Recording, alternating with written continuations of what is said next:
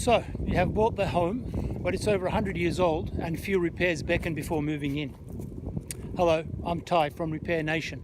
What you're about to watch is a transformation from a neglected period home to a residence fit for habitation in the digital age. In rejuvenating this grand home, we started from the ground up.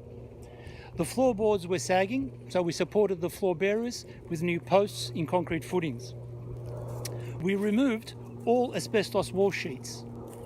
We installed a new switchboard and renewed all cabling, installing new switches, lights, data and power points.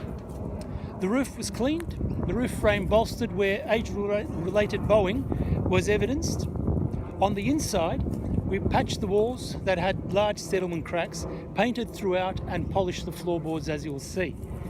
Applying the skills of experienced and caring tradesmen and the passion of the owners, we have together gifted life to a piece of Australian history and heritage.